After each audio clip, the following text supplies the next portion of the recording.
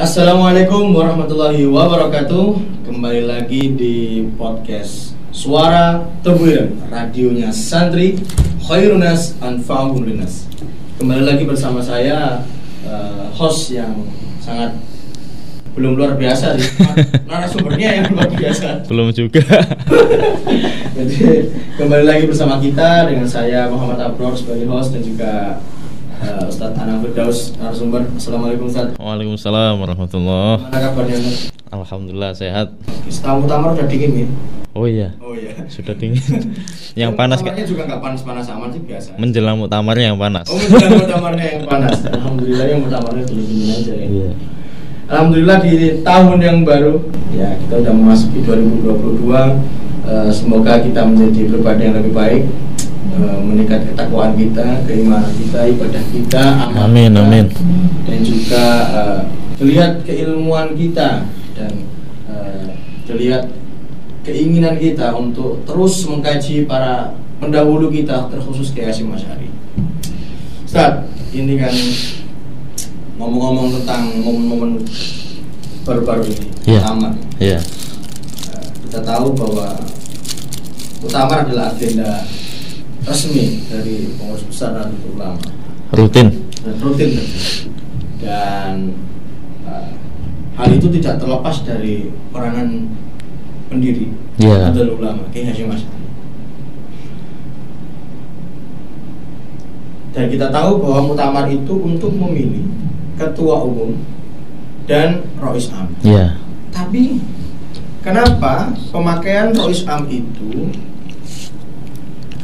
setelah Kiai Hasyim meninggal? Artinya penerus Kiai Hasyim yang memakai istilah Rois Am. Tapi kenapa Kiai Hasyim memakai Rois Akbar? Nah, itu ceritanya seperti apa? Ya ta'adzuban lah mungkin ya. Kayak Kiai Wahab kan itu. Iya. Jadi sebagai penerus Kiai Hasyim itu merasa nggak pantas untuk menggantikan tempat Kiai Hasyim gitu. Ya biarlah Rois Akbarnya hanya satu. Terus yang penggantinya itu Rois Am, lebih umum. Dan mengapa disebut Rois Am Kiai Hasyim kan?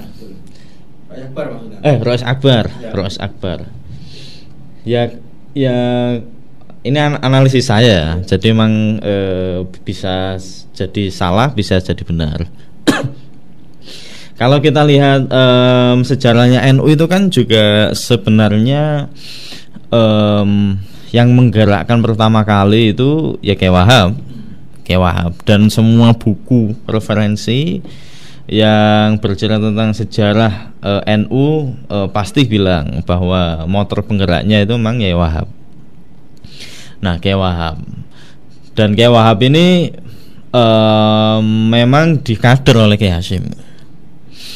Jadi setelah mondok 4 tahun di Tebuireng 1908 itu Kiai Hasyim nyuruh Kiai Wahab untuk melanjutkan ke Mekah 6 tahun, sama kayak Kiai Hasyim ya, 6-7 tahun lah. Itu memang sudah diproyeksikan Kiai Hasyim gitu. Sudah diproyeksikan Kiai Hasyim.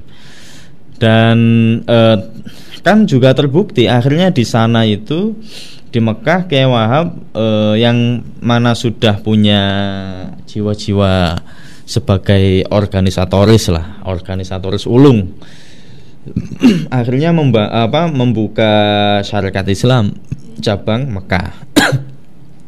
Ya sama sahabat-sahabatnya Kiai Mas Mansur itu.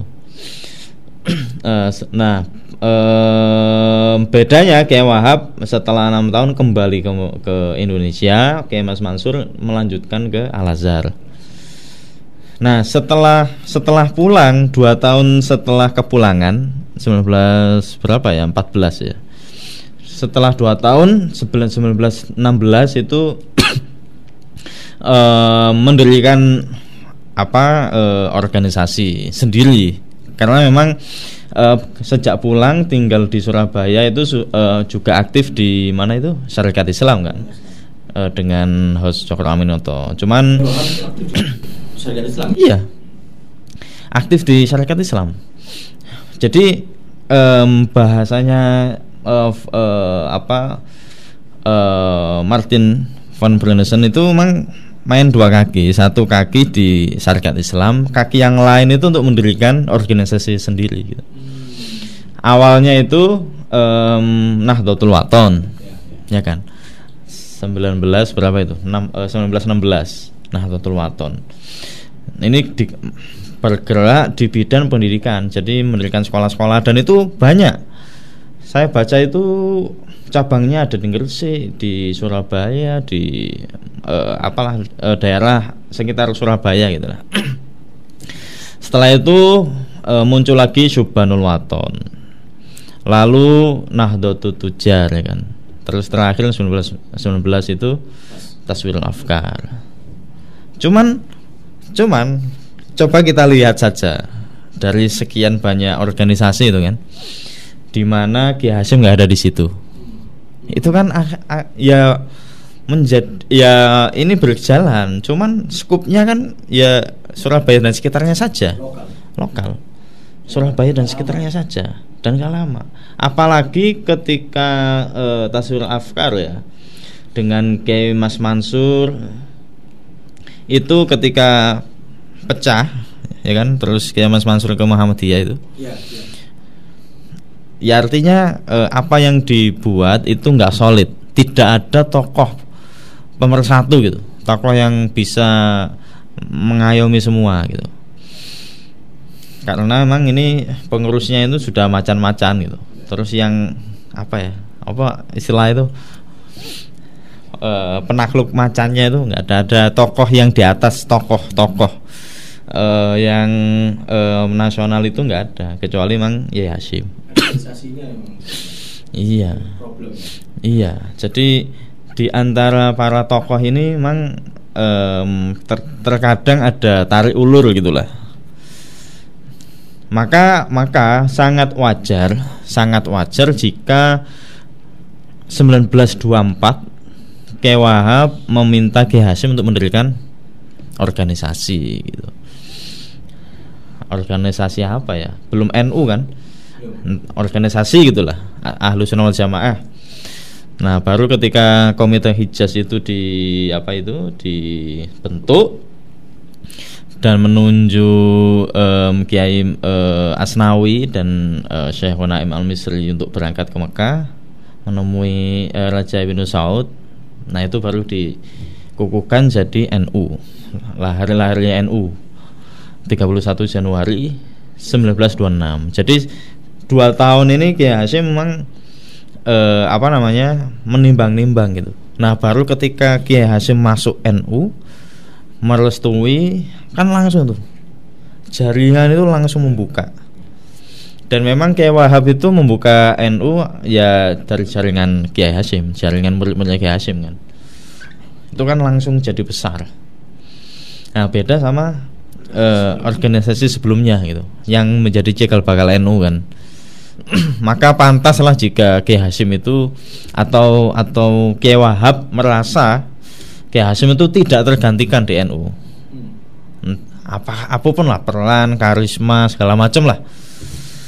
Biarlah Kiai Hasyim tetap menjadi Rois Akbar selama-lamanya gitu kan. Nah, yang menggantikan ini cukup Rois Am. Nah, itu ta'aduban lah Kiai Wahab. Dan kan memang Kiai Wahab itu selisihnya kan terpaut lumayan. Meskipun sepupu itu terpaut lumayan. Kiai Hasyim 1871, Kiai Wahab 1888. Jadi selisih berapa itu? 16 apa ya?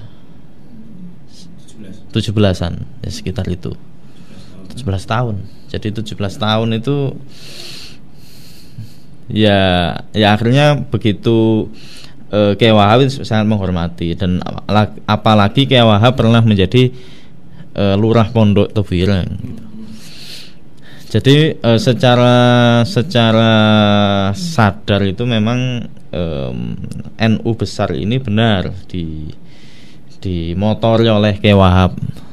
Cuman NU ini menjadi besar ya salah satu faktor ya karena ketokohan Kiai Hasyim. Karena maka tidak heran Mbah Maimun itu bilang Kiai Hasyim itu kan anak emas zamannya. Anak emas pada zamannya. Ya, anak emas zamannya.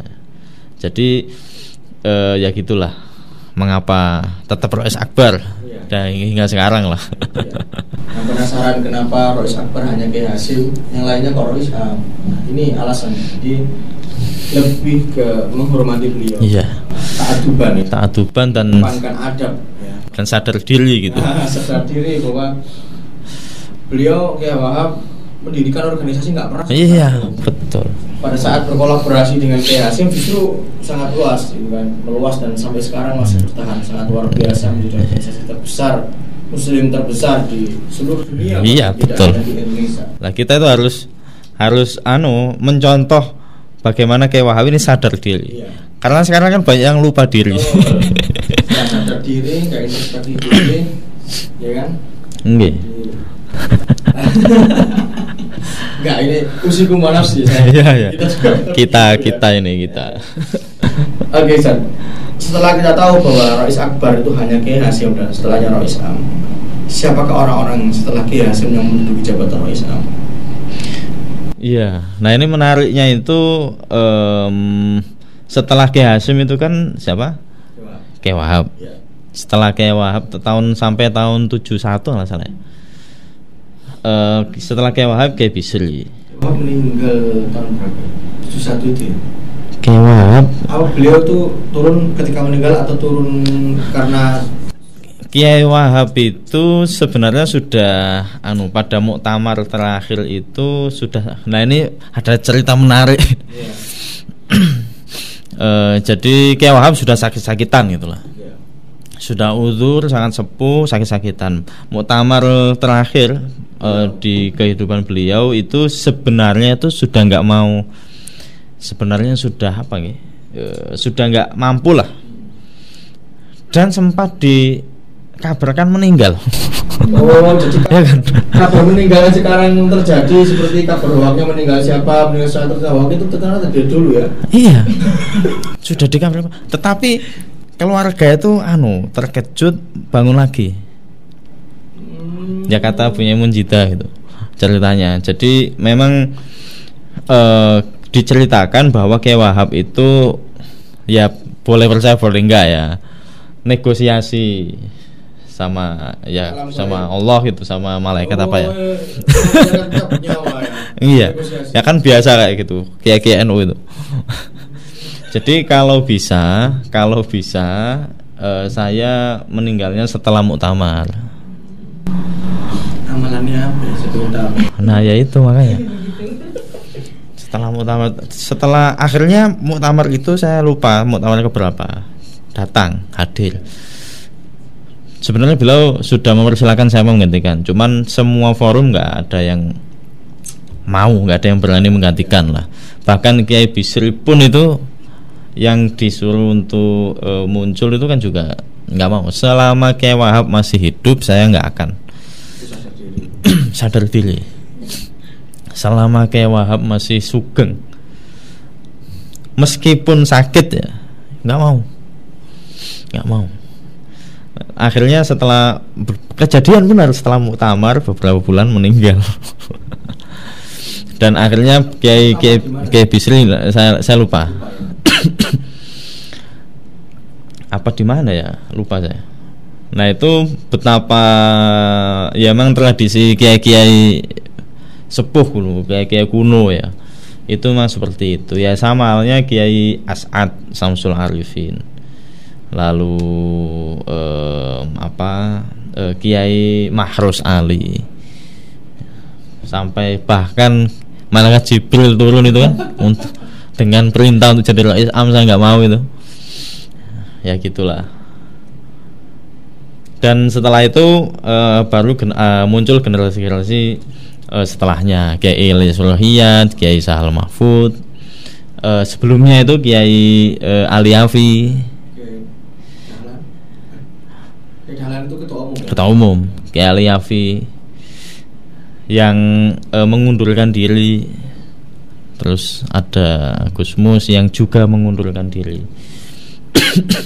Enggak, sekarang Kiai siapa? Kiai Miftahul Akhyar. 1,5 periode. Ya. Oke. Apa namanya? Kita tahu bahwa pendiri NU tidak hanya Kiai Wahab dan Kiai Hasyim. Ada Kiai Mas Alwi Abdul Aziz. Iya. Yang mengusulkan apa? Iya. Nama ya. Nama. Kemudian ada Kiai Ridwan Abdullah. Mengusulkan lambang gitu ya. Iya. Kiai Ubaidillah yang masih muda yang waktu itu mengantarkan kertas kertas gitu kan. Terus ada Kiai Abdul Halim.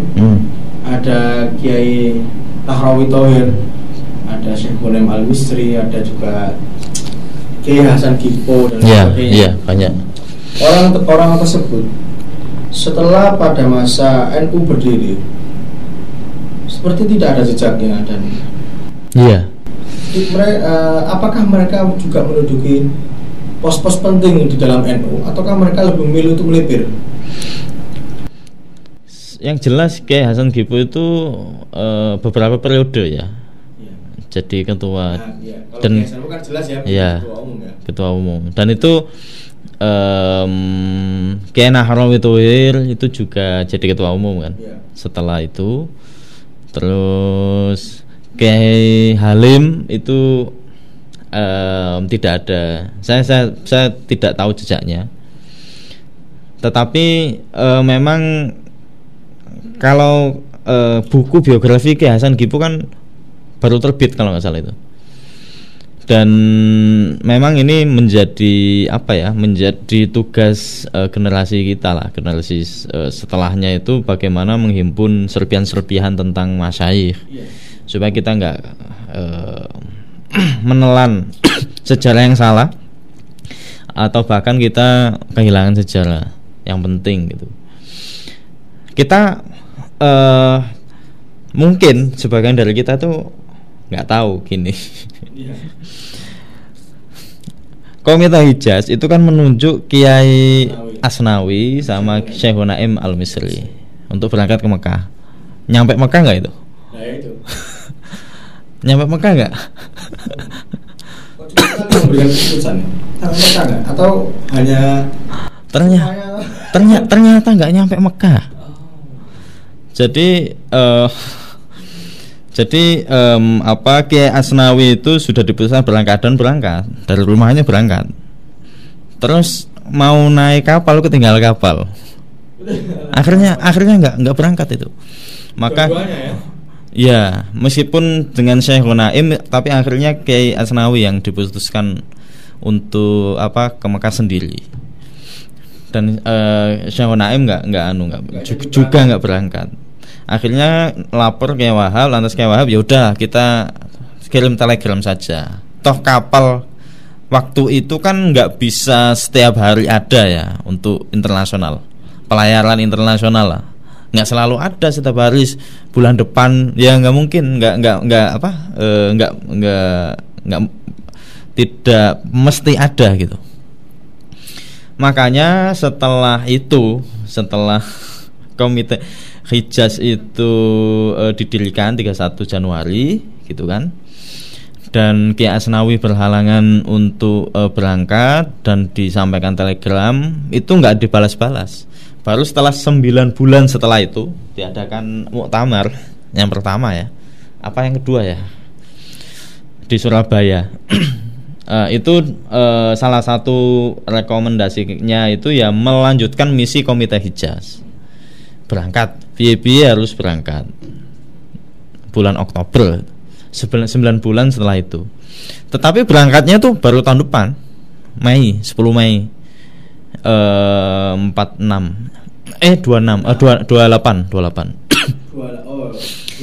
Iya, 1928. Iya, 2 tahun setelah berdiri. Jadi akhirnya yang diputuskan itu Kiai Wahab, Syekh Naim Al-Misri, cuman yang berangkat Kiai Wahab sendiri dengan Kiai Dahlan yang waktu itu masih iya kayaknya Kiai Dahlan Ayat ya. Sepertinya, soalnya di bukunya itu hanya Kiai Dahlan. yang waktu itu masih belajar di Mekah dan alhamdulillah berhasil menemui raja. Nah ini baru ketemu raja dan menyampaikan perjuangan dari 1924 baru terrealisasi pada 1928. Iya 26 Enggak yang berangkat ke Mekahnya maksudnya? Ya kan diputuskan 26. Oh diputuskan 26. Berdirinya NU kan 26. Iya 26. Lah terus 28 baru berangkat. Ya, baru berangkat ke Mekahnya 28 kan? Iya. Karena perjuangan untuk Komite Hijaz kan sejak 26. Iya, dan alhamdulillah disambut menyampaikan 5 butir penting dan saya kira sukses lah. Saya kira sukses, maksudnya sukses itu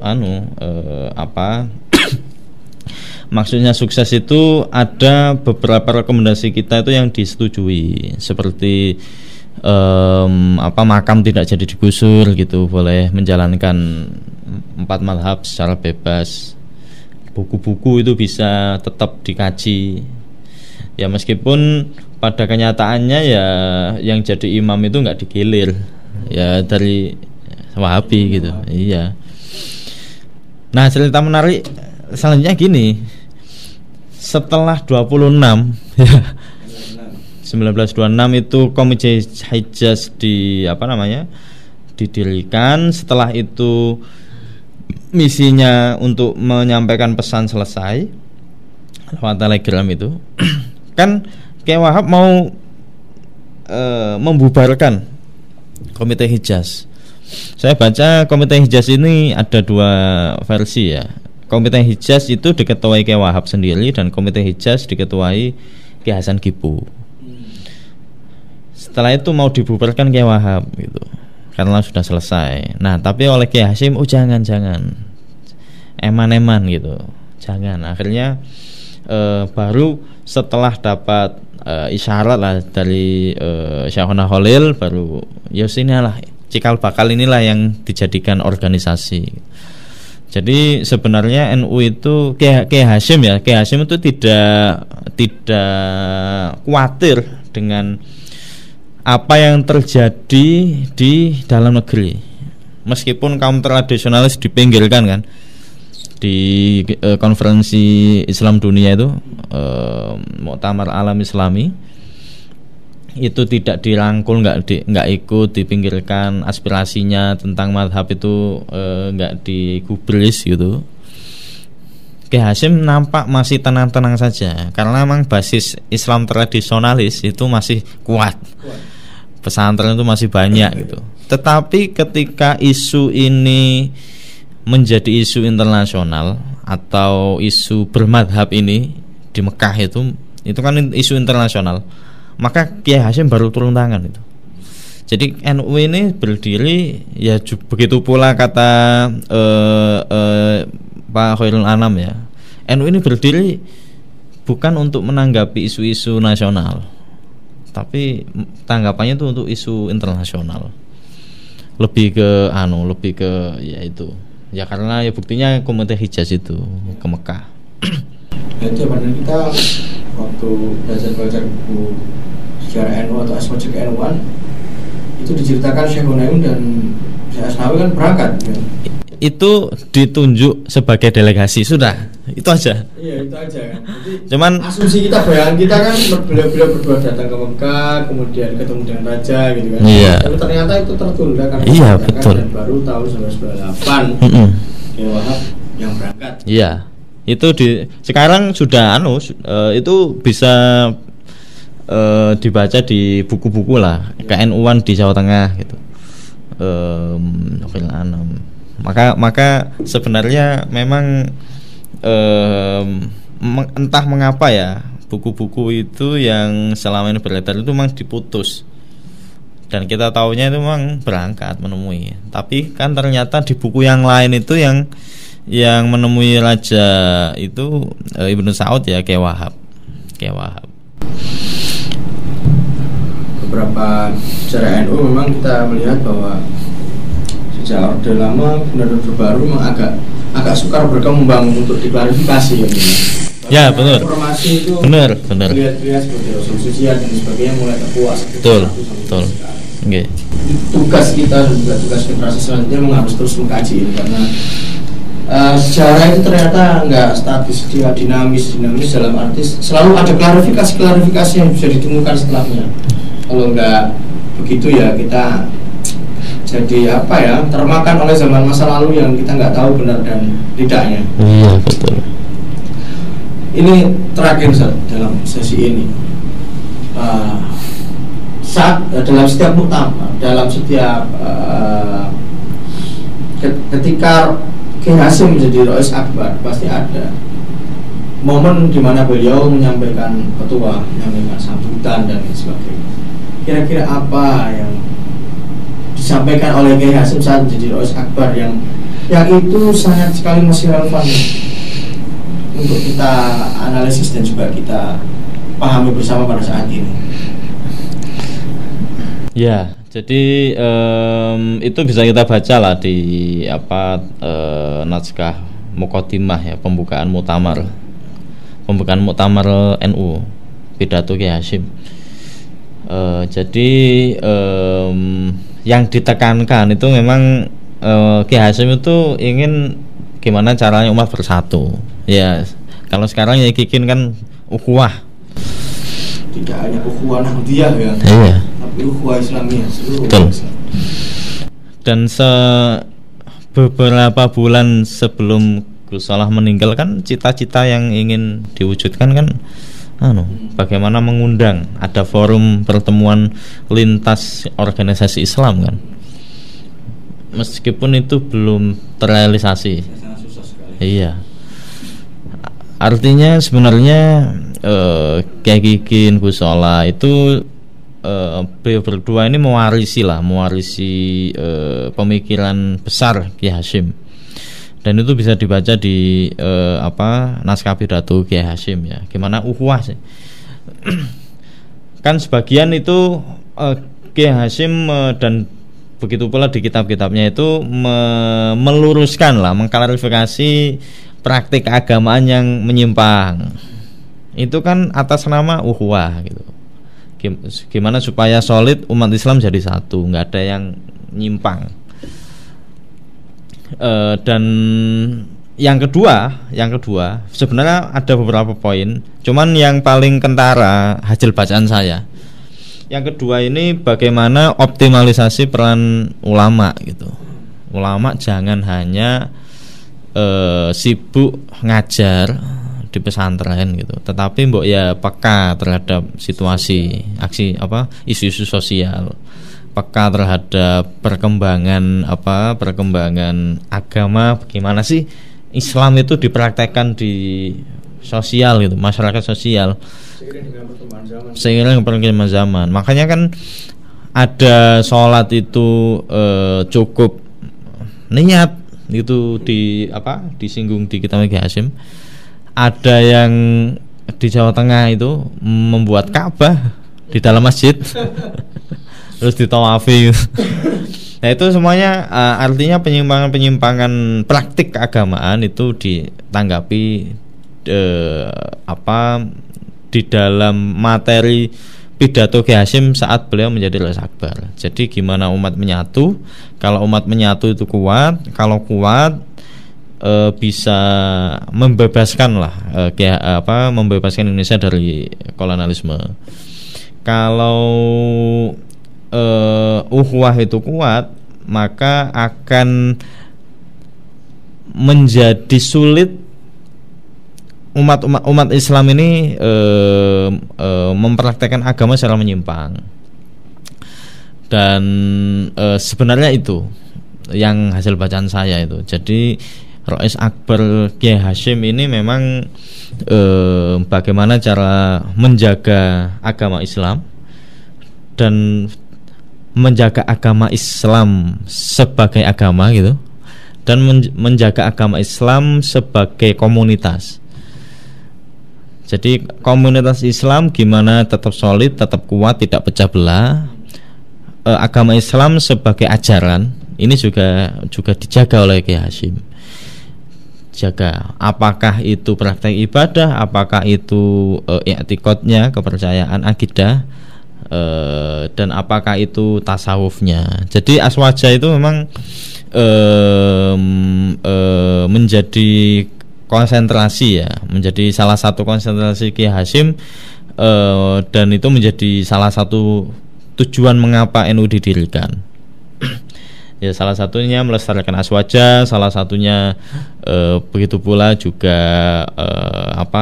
merangkul dan merealisasikan persatuan umat, khususnya sih pada awal-awal umat kaum pesantren tradisionalis dikumpulkan jadi satu. Cuman ketika adanya Miai dan Masyumi itu, bagaimana umat Islam secara keseluruhan nasional itu menjadi kekuatan yang nyata, kekuatan besar untuk dapat menghadapi para penjajah. Ya kira-kira itu. Saya kira untuk sesi pertama kita cukupkan pembahasan tentang dinamika NU, terutama dari masa-masa awal NU berdiri, bagaimana perjuangan Kiai Wahab, Kiai Hasyim, dan bagaimana mekanisme kenapa Rois Akbar hanya satu dan setelahnya menjadi Rois Am dan sebagainya sudah terjawab sudah. Adapun selebihnya nanti bisa di searching sendiri oleh teman-teman, karena tentu apa yang kita sampaikan tidak ada puas-puasnya, karena kita bukan manusia-manusia pemuas, karena kita juga manusia pengkaji ya, belajar dan lain sebagainya, dan terus kita lakukan. Terus berproses. Pendengar dan juga penonton, pemirsa Suara Tebuiren sekalian di podcast ini, saya kira cukup untuk sesi kali ini. Nanti akan kita lanjutkan di sesi kedua yang tentunya masih sangat menarik untuk kita bahas tentang apa yang terjadi di muktamar sebelumnya atau muktamar pada zaman-zaman awal Nahdlatul Ulama. Iya. Oke, terima kasih, semoga bermanfaat. Akhirul kalam, assalamualaikum warahmatullahi wabarakatuh. Waalaikumsalam warahmatullahi wabarakatuh.